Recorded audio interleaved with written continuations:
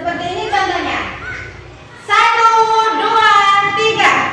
Tangan ke atas menggapai bintang, tangan ke samping burung yang terbang, tangan ke depan ikan berenang, duduk yang rapi siap berkolaborasi. Oke, tepuk tangan untuk semuanya. Bapak Ibu, di sini saya akan diseminasi budaya positif, ya. Selanjutnya, selamat datang Bapak Ibu guru hebat. Mari kita belajar bersama, berkolaborasi dan mendukung satu sama lain untuk mewujudkan budaya positif di SD Negeri Gelagahan, Kecamatan Sugiwaras, Kabupaten Bojonegoro. Nah, sebelum kita memulai, kita harus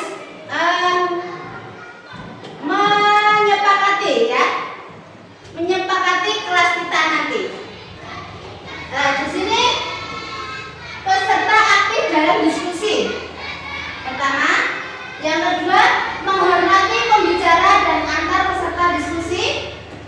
3, ada kepentingan, boleh izin keluar ruangan. Dan 4, boleh makan dan minum. Bagaimana kesepakatan kelas ini? Sepakat. Tidak? Oke ya, kalau sudah sepakat, jadi ini harus kita yakini kesepakatan ini. Maksudnya gimana? Kita laksanakan, karena ini dari kita masing-masing ya, kesepakatan ini, ya. Nah, oke. Nah, tujuan diseminasi, ya. Di sini tujuan diseminasi yaitu mendorong kolaborasi dan bekerja sama, berbagi ide dan saling mendukung untuk mencapai tujuan bersama. Tujuan yang kedua yaitu mendukung inovasi dan kreativitas untuk berpikir kreatif dan inovatif, mencoba hal-hal baru dan mengambil risiko yang diperhitungkan.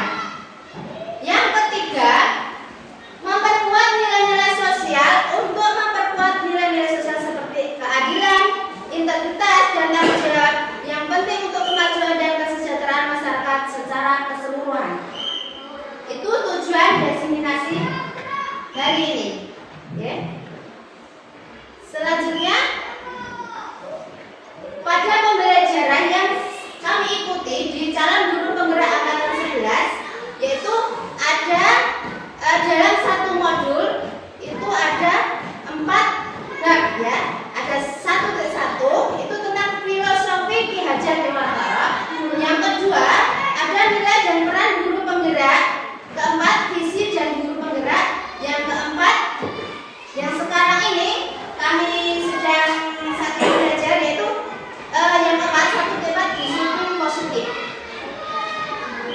Selanjutnya, mengenai filosofi Ki Hajar Dewantara.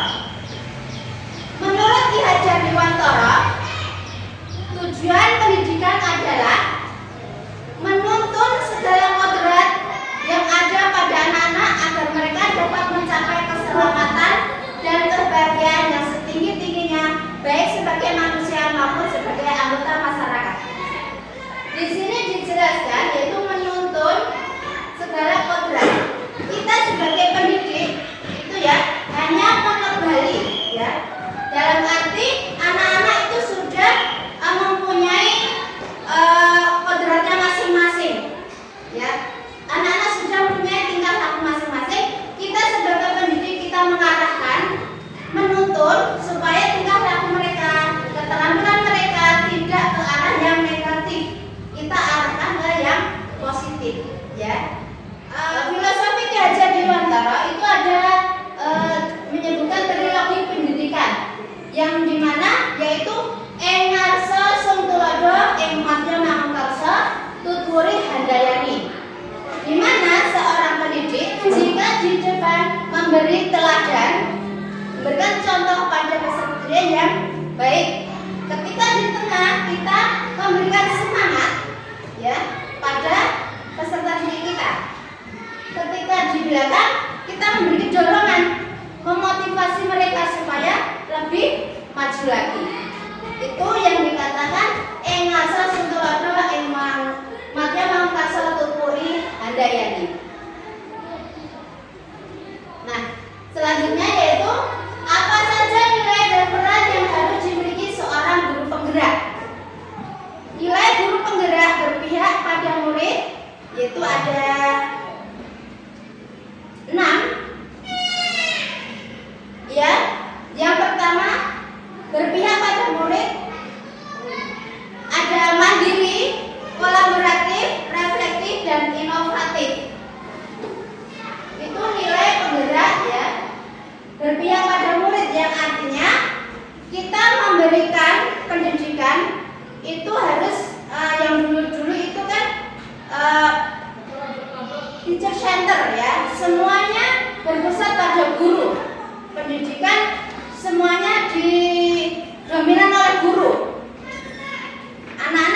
depan ini anak-anak harus gini. Dan anak-anak tidak diberi kesempatan tentang membuat gagasan atau ide-ide mereka, kreatifan mereka.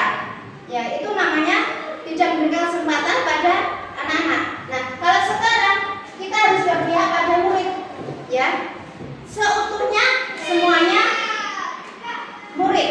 Ya, kita harus cuma menuntun, mengarahkan.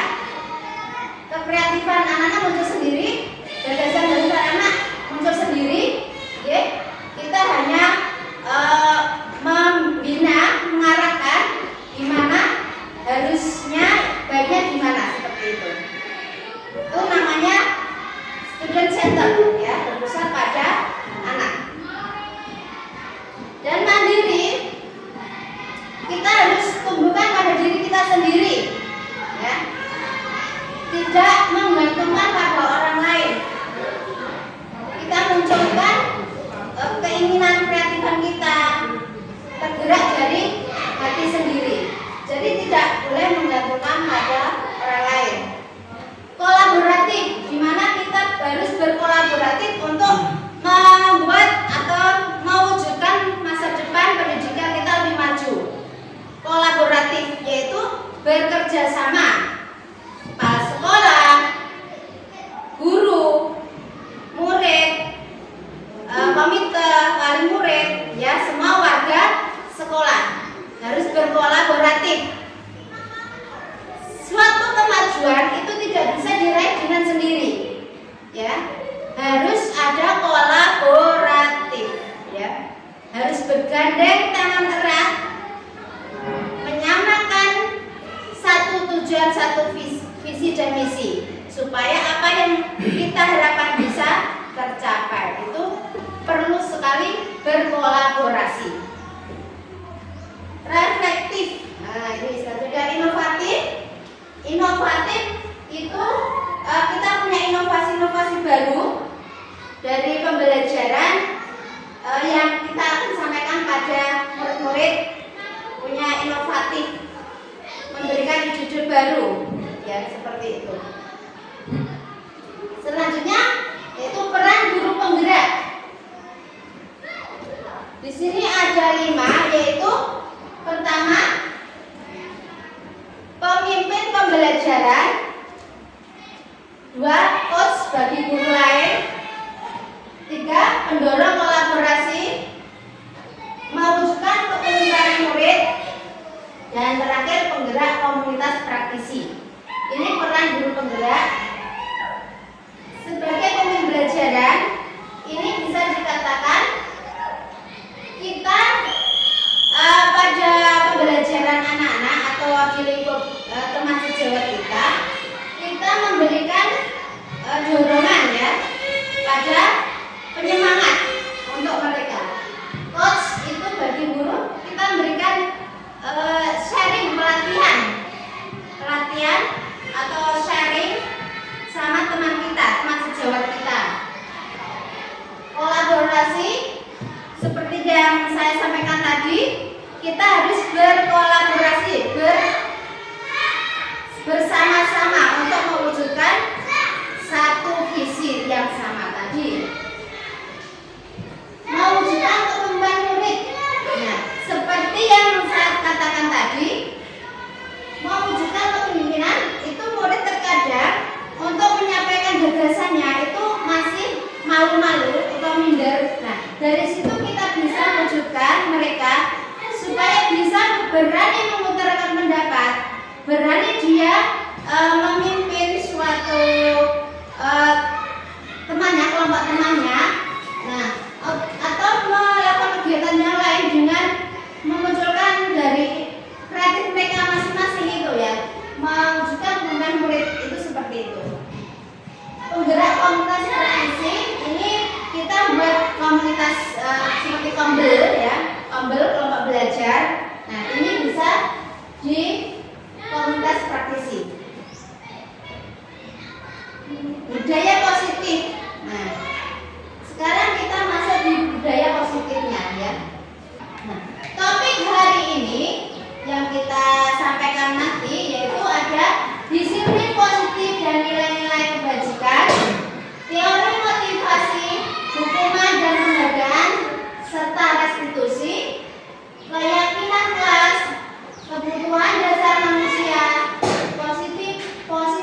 kontrol, dan segitiga restitusi. Nah, sekarang apakah makna budaya positif? Apa contoh penerapan budaya positif yang telah kita terapkan? Nah, ini yang jadi pertanyaan kita ya. Nah, sekarang kita perlu tahu bagaimana Bapak Ibu, masih semangat? Semangat? Oke, kita lanjutkan ya. Budaya positif di sekolah yaitu nilai-nilai dan kebiasaan di sekolah yang berpihak pada peserta didik agar mereka dapat berkembang menjadi pribadi yang kritis, penuh hormat dan bertanggung jawab. Ini budaya positif di sekolah ya.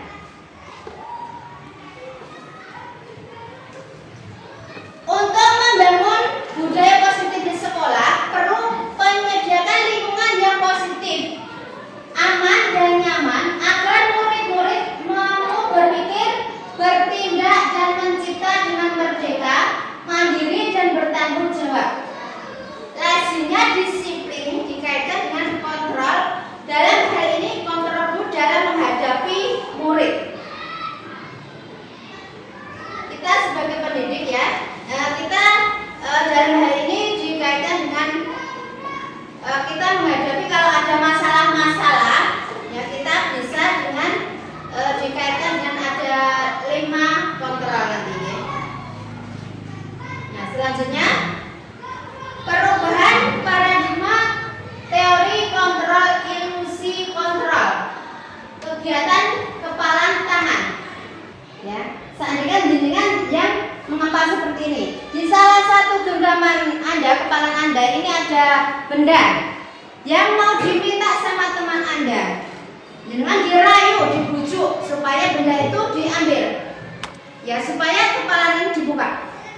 Kira-kira siapa yang menjadi pengontrol tangan ini? Siapa kira-kira? Siapa? Kita sendiri ya. Walaupun dibujuk, dirayu, kalau kita tidak mau membukanya, itu tidak akan ya. Berarti posisi kontrol itu ada pada diri kita sendiri. Perubahan paradigma teori kontrol, ilusi kontrol. Berikut ini pemaparan Dr. William Glasser dalam kontrol teori untuk meluruskan miskonsepsi tentang kontrol. Ilusi guru mengontrol murid. Pada dasarnya kita tidak dapat memaksa murid untuk berbuat sesuatu jika murid tersebut memilih untuk tidak melakukannya. Walaupun tampaknya guru sedang mengontrol perilaku murid, hal demikian terjadi karena murid sedang mengizinkan dirinya dikontrol. Saat itu bentuk kontrol guru menjadi kebutuhan dasar yang dipilih murid tersebut. Nah, ilusi bahwa kritik dan membuat orang merasa bersalah dapat menguatkan karakter. Menggunakan kritik dan rasa bersalah untuk mengontrol murid menuju pada identitas gagal. Mereka belajar untuk merasa buruk tentang diri mereka. Mereka mengembangkan dialog diri yang negatif akan merasa kecewa, tidak berharga dan menyebabkan down. Itu seringkali jika ada murid kita yang melakukan kesalahan, kita menghadik, kamu tadi melakukan ini, kamu harus ini. Itu mengakibatkan menjadi psikis anak itu menjadi down ya, tidak percaya diri ya. Kita harus nanti ada teori-teori yang kita terapkan supaya tidak menjadi anak yang tidak percaya diri. Kemudian ilusi bahwa semua penguatan positif efektif dan bermanfaat. Penguatan positif atau bujukan adalah bentuk-bentuk kontrol segala usaha untuk mempengaruhi murid agar mengulangi suatu perilaku tertentu adalah suatu usaha untuk mengontrol murid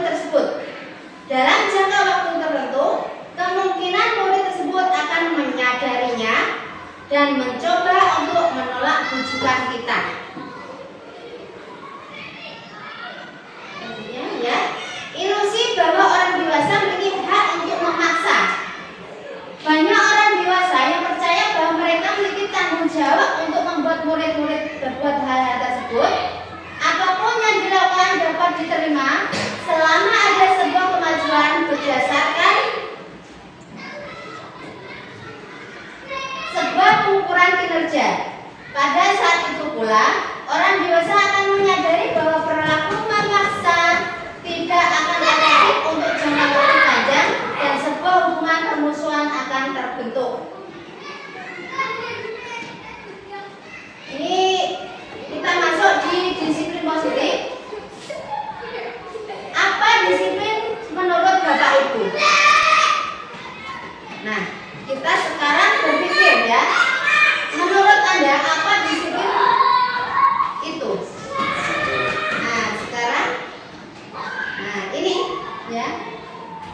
Disiplin positif bisa kita lihat di sini ya. Disiplin berasal dari kata disiplin yang artinya belajar.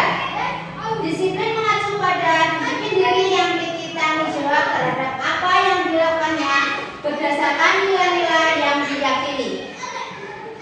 Disiplin positif merupakan salah satu cara penerapan disiplin yang bertujuan untuk menumbuhkan kesadaran tentang memberdayakan peserta didik tanpa imbalan, penghargaan atau reward, ancaman atau hukuman.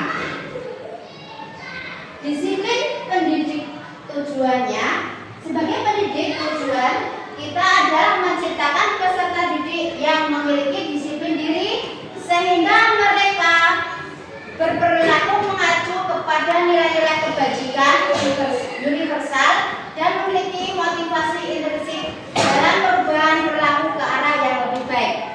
Ini suatu contoh ya Bapak Ibu.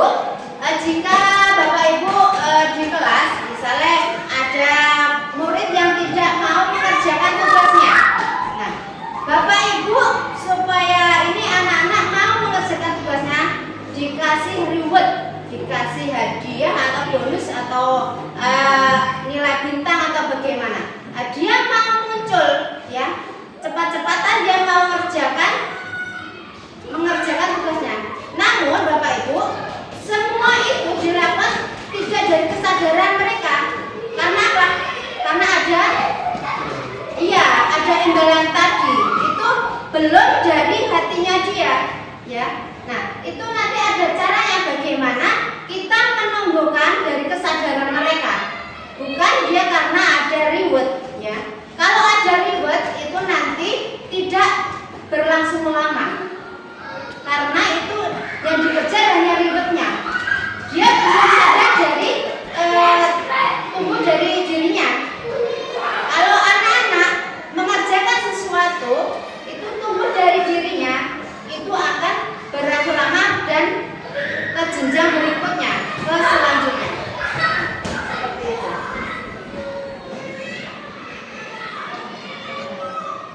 Nilai-nilai kebajikan.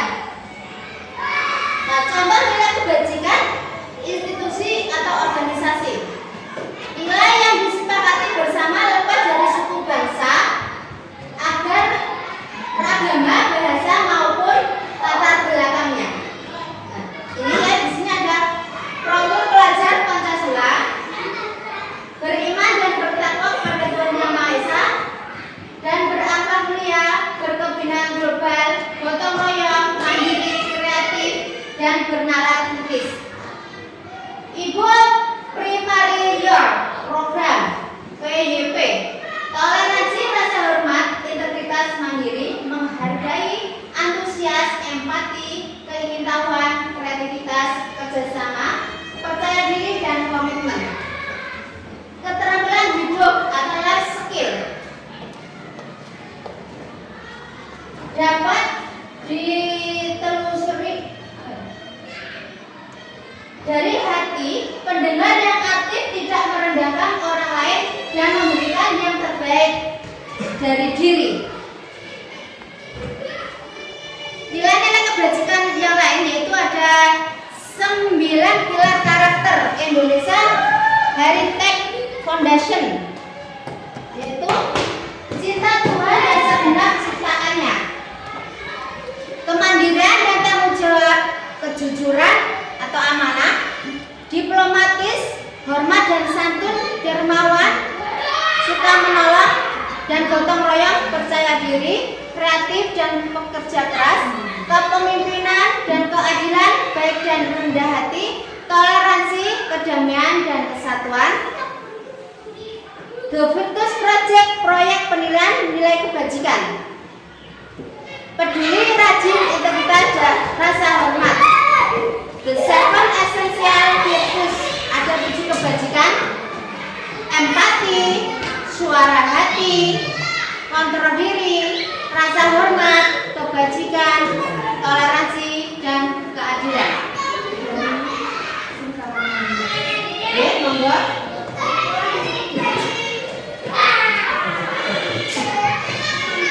Teori motivasi perilaku.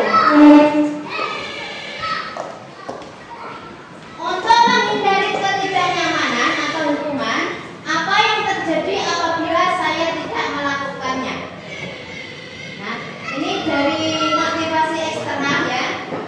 Motivasi eksternalnya ada lagi untuk mendapatkan imbalan dari orang lain atau institusi. Apa yang akan saya dapatkan apabila saya melakukannya? Itu motivasi eksternal. Motivasi eksternal tujuan yang disiplin positif yaitu untuk menghargai diri sendiri. Saya akan menjadi orang seperti apa jika saya melakukannya. Nah, itu dari dalam sendiri ya tujuannya disiplin positif itu dari keinginan sendiri. Ya, tujuannya disiplin positif tampil dari dalam sendiri. Termasuk motivasi manakah? Nah, ini motivasi manakah? Menurut Anda, dari ketiga jenis motivasi yang disebutkan pada pertanyaan sebelumnya, motivasi manakah saat ini yang paling banyak mendasari perilaku murid-murid di sekitar Anda? Nah, ya. Ini dengan bisa melihat di sekitar Anda tentang pendidikan atau anak-anak di sekitarnya, tentang motivasi tadi yang mendasari murid-muridnya. Anak-anak apakah yang suka minta ribet kalau mengerjakan sesuatu, atau dari dalam sendiri, atau yang ketiga tadi? Nah, ini nanti bisa jenengan meraba sendiri ya dari lingkungan masing-masing. Ini ada penghargaan dan hukuman. Alfihon mengemukakan baik penghargaan maupun hukuman adalah cara-cara mengatur perilaku seseorang yang menghancurkan potensi untuk pembelajaran yang sesungguhnya. Dihukum oleh penghargaan itu pengaruh jangka pendek dan jangka panjang. Penghargaan penghukum ada lagi penghargaan mengurangi ketepatan, penghargaan tidak efektif, penghargaan merusak hubungan, penghargaan menurunkan kualitas, penghargaan mematikan kreativitas, penghargaan mengurangi motivasi intrinsik. Nah, ini jika anak-anak diberikan suatu hukuman atau penghargaan, itu bisa contohnya kalau penghargaan itu jangkanya pendek, kalau dikasih sesuatu, kalau tidak dia tidak mau mengerjakan, ya itu jangka pendek. Kemudian kalau penghargaan menghukum itu bisa membuat anak itu menjadi down di hadapan teman-teman lain, ya. Bisa juga merusak hubungan, bisa menurunkan kualitas. Seperti tadi down, akhirnya dia tidak punya percaya diri, ya, tidak berkualitas, mematikan kreativitas. Akhirnya kan di depan teman-temannya dia tidak mempunyai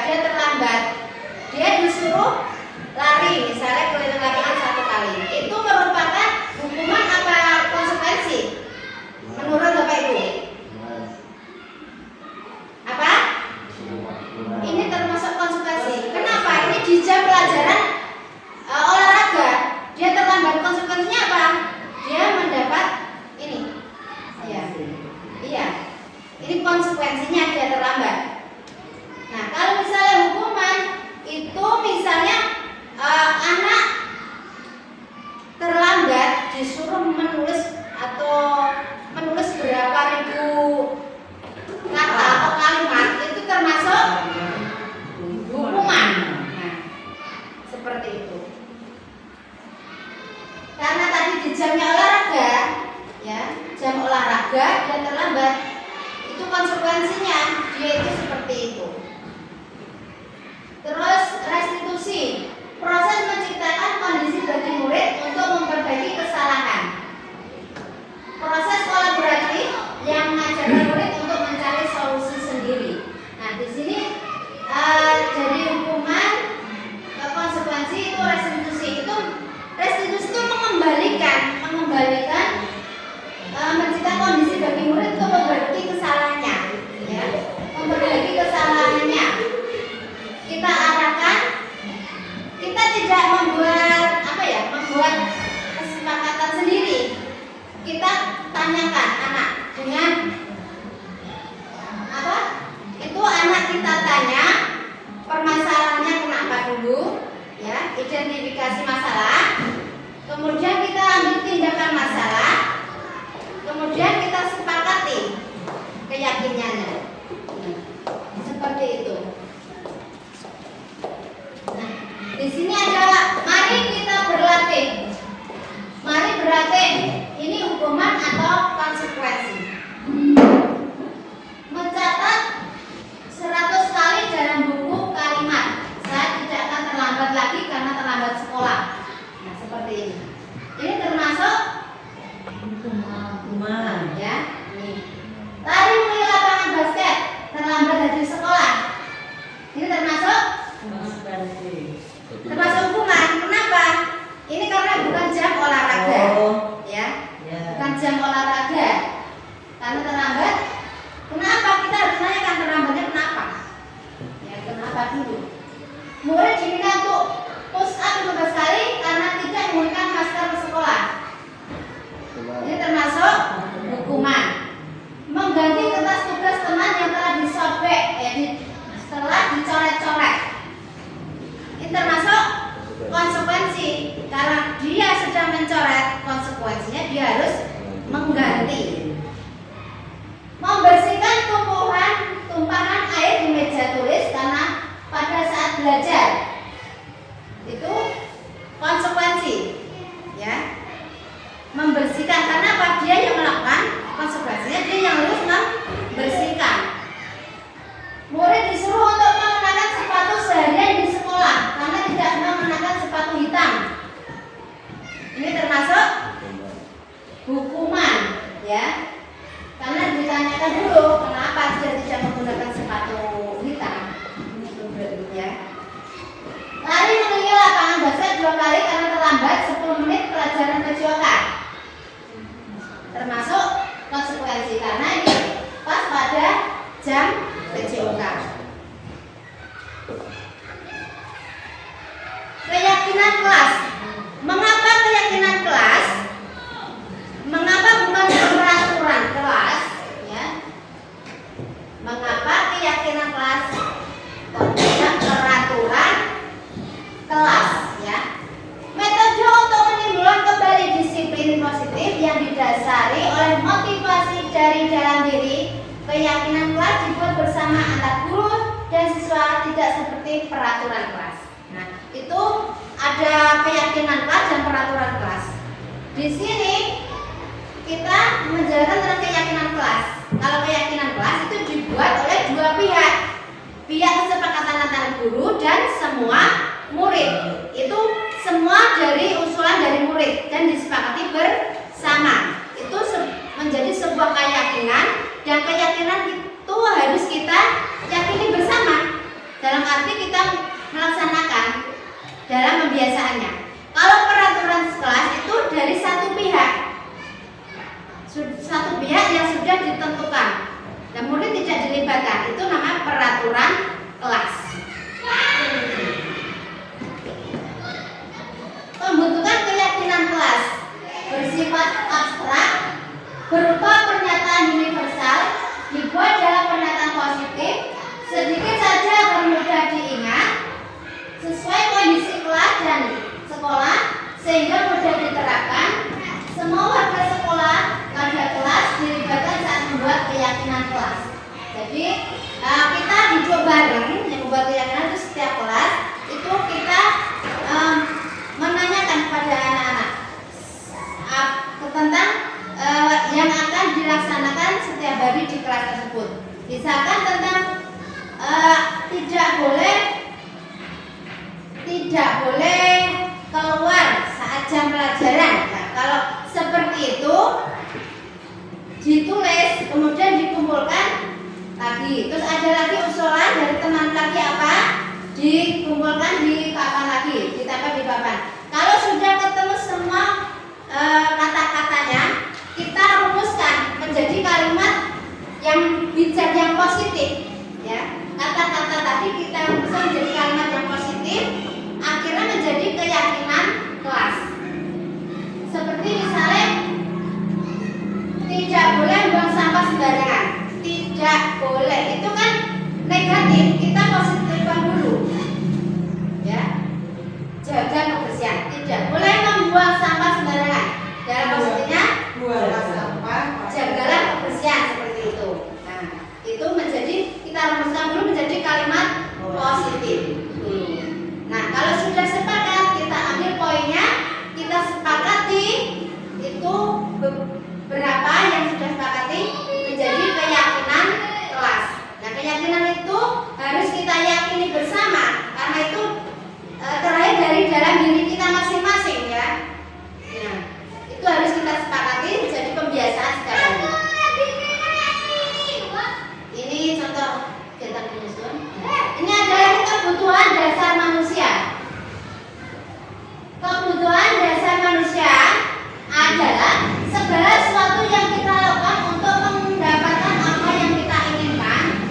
Seluruh tindakan yang kita lakukan memiliki tujuan tertentu, dan semua usaha terbaik yang kita lakukan adalah dalam rangka agar kebutuhan dasar kita terpenuhi dengan baik. 5 kebutuhan dasar manusia, ya. Ini bertahan hidup, kasih sayang dan rasa terima kasih, kasih sayang dan rasa diterima, penguasaan, kebebasan dan kesenangan. Bertahan dalam hidup ini ada seperti kita makan, ya, berpakaian, tempat tinggal, keamanan, kesehatan, itu termasuk kebutuhan hidup. Jika kalau ada anak-anak di kelas misalnya ada yang bawa bekal, terus si A ini tidak bawa bekal, akhirnya si A ini mengganggu teman yang bawa bekal. Nah, ini termasuk dia masih belum mendapatkan apa? Mendapatkan kebutuhan bertahan hidup, karena dia merasa lapar, tidak dibawa bekal sama ibunya. Dan juga ada lagi kebutuhan dasar kasih sayang, perlu diperhatikan sama, ya kan, kalau ada yang hadur ramai mesti bapak ibu gurunya memberikan rasa kasih sayang. Dan ada juga lagi kesenangan. Kalau si A ini menggoda temannya, dia merasa senang, dia berarti juga butuh kebutuhan dasar kesenangan. Jadi kalau ada anak-anak kita yang mungkin melakukan suatu hal yang kurang bijak, kita harus melihat dari kebutuhan dasar yang apa yang mereka butuhkan. Rasa kasih sayang ini ya, agar diterima nih. Rasa diterima, dipedulikan, berbagi, kerjasama, menjadi bagian dalam kelompok. Penguasaan, ini ada harga diri, keinginan untuk dianggap, memimpin, berprestasi, diakui. Nah, kayak seperti penguasaan ini, misalnya dia mengganggu temannya saja. Dia merasa kenapa? Tidak diperhatikan. Dia ingin menjadi nomor 1. Saya ada cerita seperti ini. Saya tidak diajak main. Kenapa? Karena saya di nomor belakangkan. Misalnya gak di nomor depan kan, gak jadi geng, ketua geng misalnya seperti itu. Nah, itu dia berarti butuh kebutuhan dasar yang penguasa. Dia mau dianggapnya yang paling depan. Itu dia butuh yang kebutuhan dasar penguasaan seperti itu. kebebasan. Dia berarti ini tidak mau terikat, ya. Ini dia mau kalau diajar seenaknya sendiri seperti itu. Dia ingin mencoba hal-hal yang dia inginkan sendiri. Itu merupakan kebutuhan dasar yang mereka inginkan, yaitu kebebasan. Dan nanti ada kesenangan itu, ya, bermain, humor, antusias, dan sering melakukan, ada anak yang action dan ketawa atau sering mengganggu anaknya supaya dia nangis tapi dia tertawa senang. Itu dia juga membutuhkan kebutuhan dasar dan kesenangan. Mungkin di rumah dia tidak mendapatkan seperti itu, ya. Dia perlu seperti kebutuhan dasar kesenangan tersebut, sehingga dia bisa menggoda temannya agar dia merasakan senang seperti itu, ya. Ini ada lagi contoh. Ibu Ani, guru kelas 5 di SD Pelita Hati, sedang bingung menghadapi ulas salah satu murid di kelasnya. Agus, beberapa anak telah datang dan mengeluh. Agus yang seringkali minta bekal makan siang mereka dengan paksa. Jika Anda menghadapi situasi seperti Ibu Ani, apa yang akan Anda lakukan? Menurut Anda kira-kira apa alasan Agus melakukan hal tersebut? Nah, ini seperti yang saya sampaikan tadi. Nah, ini ya. Dalam konteks penerapannya, ini di sini ada karena Agus lapar, ya, dan orang tuanya tidak membawakan bekal makan siang. Nah, dia memenuhi kebutuhan dasar tadi, kebutuhan hidup.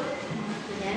Ini ada lagi 5 posisi kontrol guru. Ada yang menjadi penghukum, pembuat merasa bersalah, menjadi teman, pemantau, dan manajer. Ini 5 posisi kontrol guru.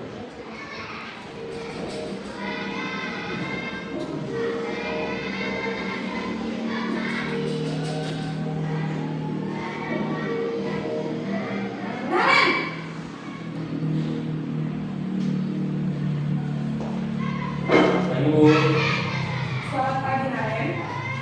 Maaf Bu, saya terlambat. Iya, sekolah masuknya jam 7, sekarang sudah jam 7.20. Jadi sekarang bagaimana ini, Naren?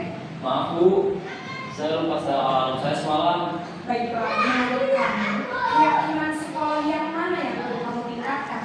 Menghargai diri sendiri dan orang lain mungkin ya Bu. Setuju. Jadi, apakah Naren meyakini prinsip saling menghormati tersebut? Iya Bu, saya meyakininya. Apakah Naren bersedia memperbaiki masalah keterlambatan ini? Bersedia Bu. Bagaimana kamu akan memperbaiki masalah keterlambatan ini? Saya akan coba untuk mengerjakan hal saya Bu. Baik, kalau Naren punya teralaman di rumah, ada orang yang kira-kira bisa bantu mengingatkan tidak?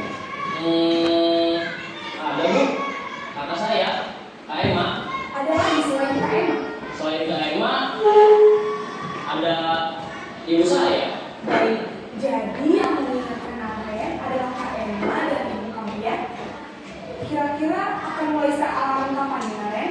Setelah pulang sekolah, akan segera saya lakukan. Baik, jadi Naren akan setel alarm untuk bangun besok pagi dan akan diingatkan oleh kakak dan ibu dan Naren ya. Ada lagi yang mungkin perlu dilakukan, Naren, agar tidak terlambat bangun lagi? Tidak ada Bu. Baik, Naren, terima kasih untuk kerjasama kamu. Sekarang kamu perlu kembali ke kelas untuk belajar. Baik Bu, terima kasih. Posisi manajer adalah posisi kontrol yang disarankan untuk membimbing murid memiliki sikap disiplin yang positif, yaitu murid yang mandiri, bertanggung jawab, dan dapat memecahkan masalah. Tujuan dari posisi ini adalah agar murid dapat berefleksi atas tindakannya. Guru akan dengan terus memberikan pertanyaan-pertanyaan bermakna, sehingga membuat murid dapat belajar dari kesalahannya dan mencari sebuah solusi untuk menyelesaikannya. guru hebat, setelah mengamati adegan kelima posisi kontrol tadi, kira-kira posisi mana yang paling ideal? Posisi mana yang dapat menunjang motivasi intrinsik murid? Ya, tentu posisi manajer. Posisi ini memang posisi ideal yang ingin dituju setiap pendidik. Pada posisi inilah, guru dapat menerapkan disiplin positif dan berpihak pada murid yang memerdekakan murid. Perjalanan seorang pendidik tentunya tidak mudah untuk sampai pada posisi seorang manajer. Namun, tujuan kita pasti, yaitu menciptakan murid-murid yang mandiri, merdeka, dan bertanggung jawab. Semoga penggambaran 5 posisi kontrol yang telah diperlihatkan ini dapat menjadi ajang refleksi bagi kita semua, agar dapat terus mengasah dan menerapkan disiplin positif yang memerdekakan murid. Mari terus berlatih yang bersemangat. Selamat menerapkan. Salam dan bahagia Ibu dan Bapak Guru hebat. Nah, ini tadi tayangan tentang 5 kontrol, ya. Tadi sudah ditayangkan. Nah, sekarang ciri-ciri dari penghukum nada suara tinggi. Tadi pada video ada macam-macam, ya. Ada nada suara tinggi, bahasa tubuh, mata melotot, dan jari menunjuk. Kemudian murid marah dan mendendam atau bersifat agresif. Bisa jadi sesudah kembali duduk, murid tersebut akan mencoret-coret bukunya atau meja tulisnya lagi. Yang kedua, membuat merasa bersalah. Itu ciri-cirinya. Nada suara melemas, halus, sedih, membuat suasana hening. Bahasa tubuh merapat pada anak, lesu. Hasilnya murid akan merasa bersalah. Bersalah telah mengecewakan ibu atau bapak gurunya. Murid akan merasa menjadi orang yang gagal dan tidak sanggup membahagiakan orang lain. Jika posisi kontrol pada teman, itu ciri-cirinya nada suara ramah, akrab, dan bercanda. Bahasa tubuh merapat pada murid, mata dan senyum senaka. Murid akan merasa senang dan akrab dengan guru. Ini termasuk dampak yang positif. Hanya saja di sisi negatif, murid menjadi tergantung pada guru tersebut. Bila ada masalah, dia merasa bisa mengandalkan guru tersebut untuk membantunya. Dan pada kontrapat yaitu pemantau, nada suara datar, bahasa tubuh yang formal. Hasilnya, murid memahami konsekuensi yang harus dijalankan karena telah melanggar salah satu peraturan sekolah. Guru tidak menunjukkan suatu emosi yang berlebihan, menjadi marah atau membuat merasa berbuat salah. Yang kelima, guru sebagai manajer, ya, sebagai counter manager, nada suara tulus, bahasa tubuh tidak kaku, mendekat ke murid. Pada posisi manajer, maka suara murid sebaiknya tulus, tidak perlu marah, tidak perlu meninggikan suara, apalagi menunjuk-nunjuk jari ke murid, berkaca pinggang atau bersikap seolah menyesal, tampak sedih akan membuat murid ataupun bersenda gurau. Menempatkan diri sebagai teman, karena posisi manajer membentuk siswa menjadi siswa yang mandiri dan bertanggung jawab atas semua perbuatannya. Nah, sekarang ini segitiga restitusi. Suatu proses dialog yang dijalankan oleh guru agar dapat menghasilkan murid yang mandiri dan bertanggung jawab. Ini ada 3 tahapan. Ya, dalam segitiga restitusi itu ada 3 tahapan. Pertama yaitu menstabilkan identitas, memvalidasi tindakan yang salah, menanyakan keyakinan. Nah, di sini pertama, setiap orang pasti pernah melakukan kesalahan. Kamu bukan satu-satunya yang pernah melakukan ini. Ini kata-kata yang diutarakan pada anak jika ada melakukan restitusi. Itu menstabilkan identitas. Validasi tindakan, yaitu kamu tentu punya alasan mengapa melakukan itu.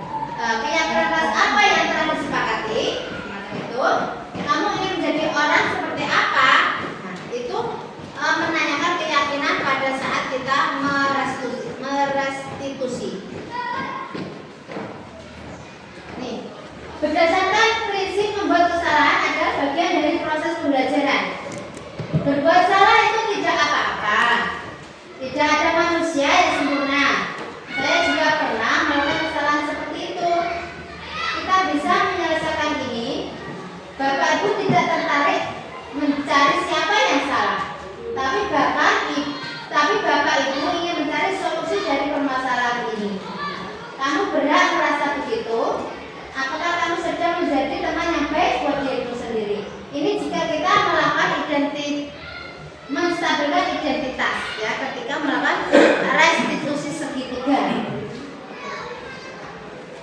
Validasi tindakan yang salah. Berdasarkan prinsip setiap perilaku berupaya memenuhi suatu kebutuhan tertentu. Nah, ini ungkapan atau nanti yang disampaikan pada saat segitiga restitusi, yaitu kamu pasti punya alasan mengapa melakukan hal itu. Padahal kamu bisa melakukan yang lebih buruk dari ini, ya. Kamu patut bangga karena telah melindungi sesuatu yang penting buatmu. Kamu melakukannya karena mempertahankan sesuatu yang penting bagimu. Nah, ini contoh validasi tindakan yang salah. Menanyakan keyakinan kelas. Berdasarkan prinsip teori kontrol bahwa pada dasarnya kita termotivasi secara intrinsik. Apa keyakinan kelas kita? Ini jika kita melakukan restitusi, ya. Terus nilai-nilai apa yang telah disepakati bersama? Seperti apa gambaran sebuah kelas yang ideal menurut kamu? Kamu ingin menjadi orang yang seperti apa?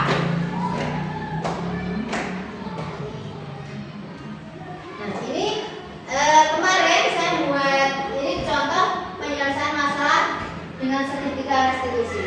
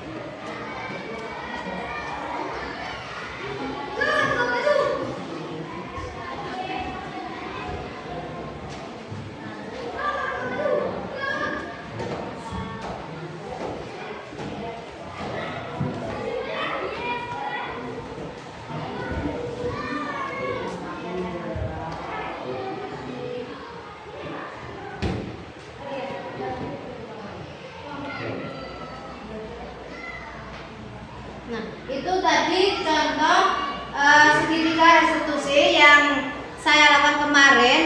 Kebetulan kemarin itu ada anak yang sedang pada saat istirahat membuang sampah sembarangan. Nah, dengan cara penanganan seperti tadi. Nah, dan selanjutnya budaya positif di sekolah. Budaya positif sekolah adalah terwujudnya dari nilai-nilai atau keyakinan universal yang disepakati dan diterapkan di sekolah yang melibatkan semua elemen sekolah. Budaya positif terbentuk dari kebiasaan-kebiasaan positif dalam mewujudkan disiplin positif yang bertumbuh dari sebuah keyakinan kelas. Terima kasih. Salam dan bahagia. Tergerak, bergerak, dan menggerakkan. Terima kasih Bapak Ibu. Hari ini sudah menghadiri diseminasi kami dan saya akhiri. Wassalamualaikum warahmatullahi wabarakatuh. Waalaikumsalam.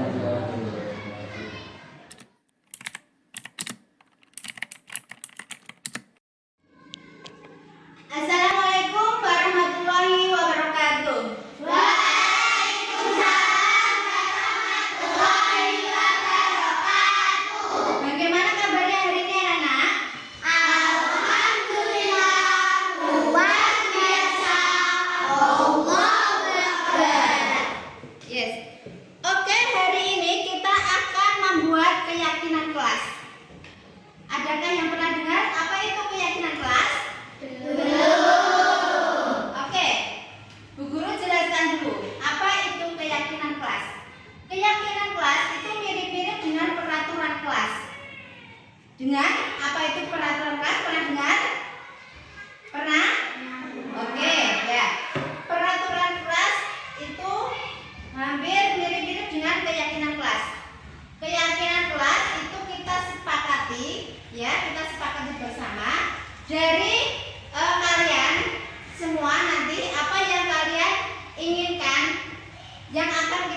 ini bersama di kelas. Nah, nanti kita akan membuat keyakinan kelas tersebut. Misalnya, kita akan membuat keyakinan antar siswa, antar guru. Nah, contohnya seperti ini. Contoh, kita sama teman tidak boleh mengolok-olok, tidak boleh bertengkar, tidak boleh apalagi kira-kira membeli. Nah, seperti itu. Kata tidak boleh itu kita akan jadikan keyakinan kelas dengan mengganti dengan kalimat positif. Tidak boleh itu kita ganti dengan apa? Saling menghargai, saling menghormati, ya.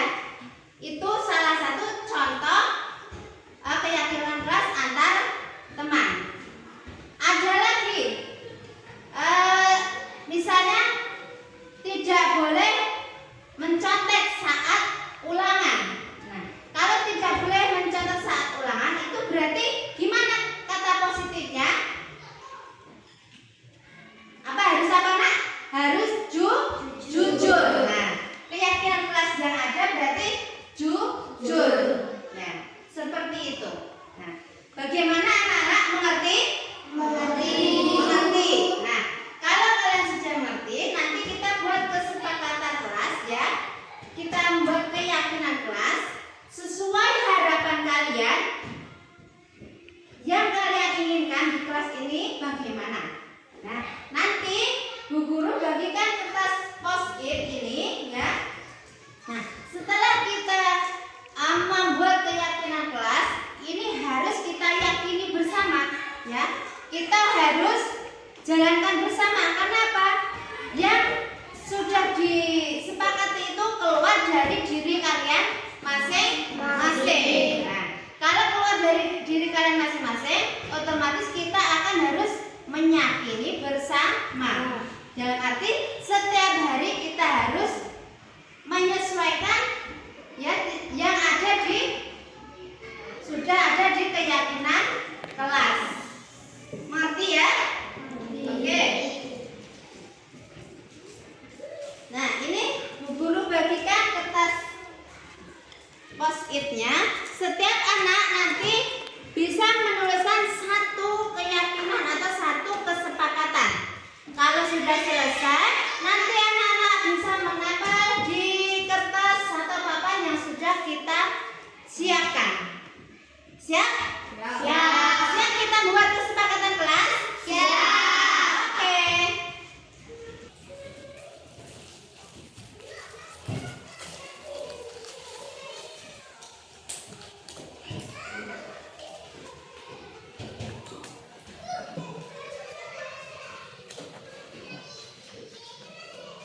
Buatlah sesuai apa yang kalian inginkan supaya kelas kita terwujud kelas yang apa?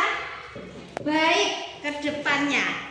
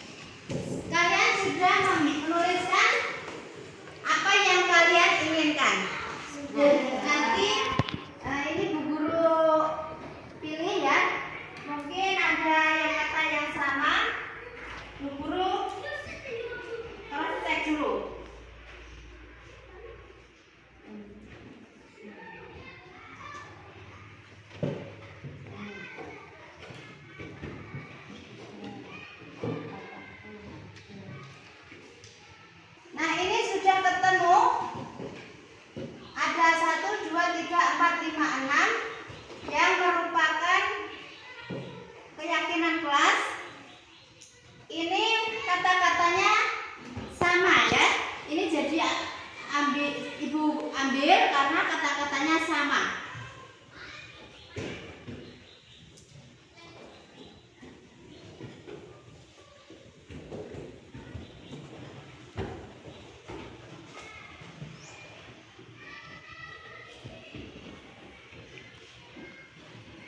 Kesepakatan kelas sudah kita sepakati bersama.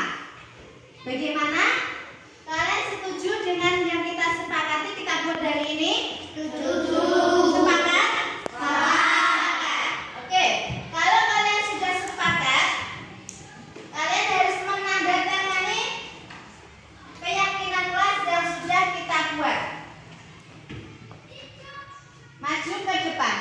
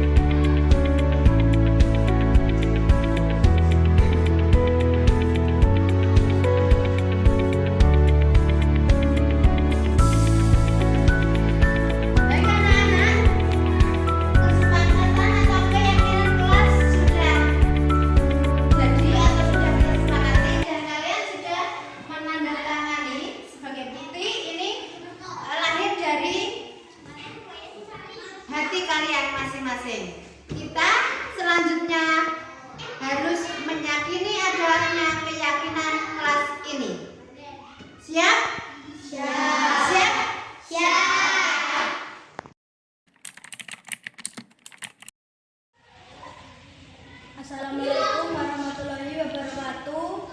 Perkenalkan, nama saya Muhammad Reka Nanggara Putra, kelas 6 SD Negeri Gelabahan, Kecamatan Sukiwaras, Kabupaten Bojonegoro. Assalamualaikum warahmatullahi wabarakatuh. Perkenalkan, nama saya Gita Amalia Putri, saya kelas 6 SD Negeri Gelabahan, Kecamatan Sukiwaras, Kabupaten Bojonegoro. Assalamualaikum warahmatullahi wabarakatuh. Perkenalkan, nama saya Adita Zahra Latifa. Saya kelas 6 SD Negeri Gelabahan, Kecamatan Sukiwaras, Kabupaten Bojonegoro.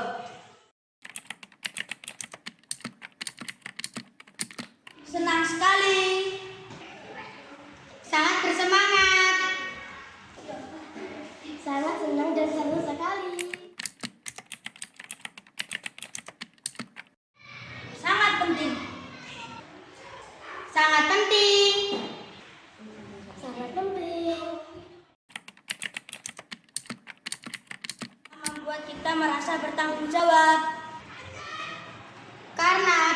membuat kita lebih disiplin.